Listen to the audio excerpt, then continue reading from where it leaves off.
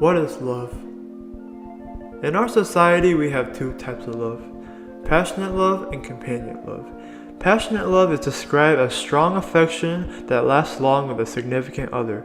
It's the attraction of what makes you happy or happiness and the same response you give to the other person or significant other, but it can cause hopelessness, complete loss of rejection from the other person. Passionate love can be addicting with the act of admiration of loving your partner, but you can also encounter disruptive thoughts that can lead you off track and interfere the relationship.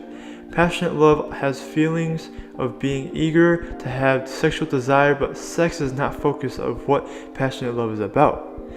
An example of passionate love is like the flame that moves around different ways and sparks up. It's really hot.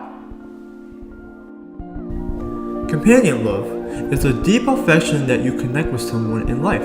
This is love, whereas relationship, it becomes closer and closer and you care about the specific person and you want to help him or her and you both have your backs together. Companion is constructed as closeness with someone and being trustworthy towards each other. It is more of natural love likeness and then to have more passion of. An example of companion love is warm and feel relaxing. It is the fire that remains from the night. Now let's go into specifics. I will be talking about love and self-expansion and how self-expansion and love, how it's tied together. As the relationship grows and develops more, each of the partner would gain more knowledge of their significant other and have different viewpoints, personalities, and have effectiveness or be successful for understanding how they interact with the world. Self-expansion. Want to self-expand, to be exposed with new opportunities that is different from us, that contrast the similar effects, two principles that involve the desire to self-expand and the achievement of self-expansion in an intimate or a loving relationship. There are two assumptions in self-expansion. First, it increases capacity and efficiency, how much you understand in the organization. Examples: going to college, learn a new language, attending church, being able to enrich the identity of yourself. Second, an intimate relationship, commonly to have self-expansion, merging of identities, hobbies, interests, sharing resources, friend groups, and family. An example would be, you live in a city and you made a friend that they are from a rural area with a vast difference. The two of us, as individuals, create a lot of self-expansion. You then tend to observe your characteristics from your partner, and you act and speak the same way as your partner. You become like your partner as time goes on, and being able to share the same experiments and understand how your partner goes through. And as time goes on, love will get better.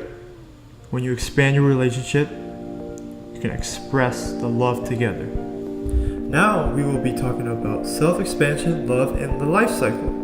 Passionate love continues throughout a very long marriage. 40% of the marriage married more than 10 years have an intense love for the significant other long after what traditional wisdom had said their passion had drifted off. Brain scans support of evidence that there's a possible continuous of passionate love throughout time. The concept of traditional passionate love can confuse clear, distinct dimensions: romantic love, obsessive love, which have different opposing pathways. There are 81 studies of love where it's stated that obsessive love can express a negative connection for your relationship, whereas romantic love expresses a positive connection for your relationship. If noticed or something were to happen, self-expansion can decline over time, where it goes through a path towards obsessive love with effects you do not have a romantic feeling. Self-expansion is not good connection for romantic love and passionate love. Obsessive love can be harmful because of its negative connection for your relationship. Self-expansion can drop throughout time with your significant other if predicted. When you are taking a lot for someone when you're on your first date, there is no evidence saying that once you have dated for a while, you have nothing to share or support your significant other with. Now identifying the current study. Relationships between love and self-expansion of romantic relationships have differences.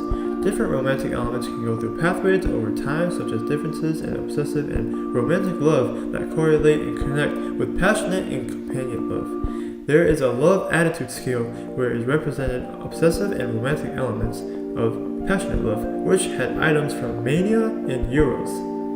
Items in the storage subscale used for companion love. In a long-standing relationship, it has been predicted that, based on self-expansion model, the results would have lower levels of passionate love and self-expansion in a relationship, but this has not been predicted if it only occurred once or both times in obsessive or romantic love that is measured off of passionate love.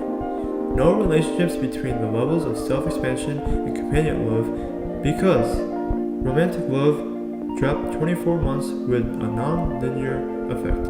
Now for the fun part. I made this rap song about love. Here we go.